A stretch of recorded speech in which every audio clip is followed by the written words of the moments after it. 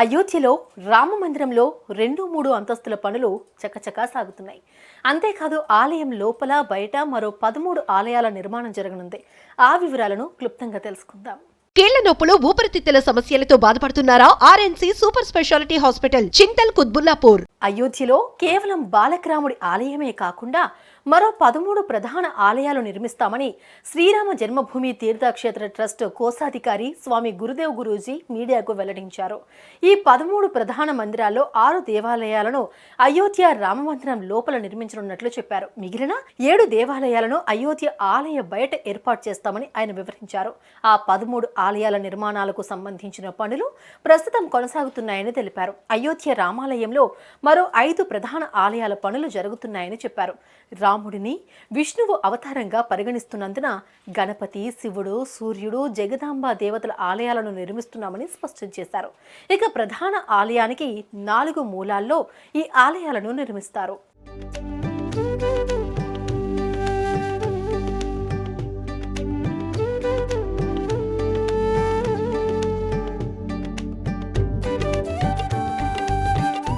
ఇక శ్రీరాముడికి అత్యంత ప్రీతిపాత్రమైన భక్తుడు ఆంజనేయుడికి ఒక ఆలయం నిర్మిస్తారు. ప్రస్తుతం ఆయా ఆలయాల్లో పాలిషింగ్, ఫినిషింగ్ టచ్ పనులు మిగిలి ఉన్నాయని పేర్కొన్నారు.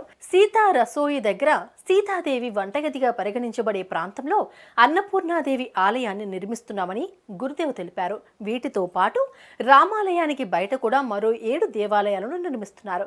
వాల్మీకి, వశిష్ఠుడు, విశ్వామిత్రుల వారి ఆలయాలతో పాటు రామ భక్తురాలు శబరి కోసం ఓ ఆలయం, సీతమ్మను రక్షించేందుకు రావణాసురుడితో తలపడి ప్రాణాలు పోగొట్టుకున్న జటాయువుకు సైతం ఓ ఆలయం సిద్ధమవుతోంది.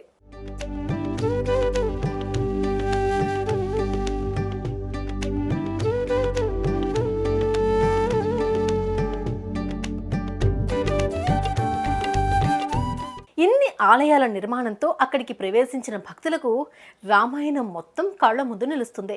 గురువు గొప్పదనం కళ్లకు కడుతుంది. తనను కొల్చుకునే భక్తులకు రామయ్య ఎంతటి ప్రాధాన్యం ఇస్తారన్నది అవగతమవుతుంది. ఇలా ఆలయంలోకి అడుగుపెట్టిన వారికి పుణ్యమే కాదు, ఓ అద్భుతమైన జీవన సందేశము అందుతుంది. ఈ లక్ష్యంతోనే అయోధ్య ఆలయం 13 విభిన్నమైన ఆలయాల సమాహారంగా మారబోతుంది. దేశ ఆధ్యాత్మిక చరిత్రలో ఓ తురుపు ముక్కగా మిగలబోతోంది.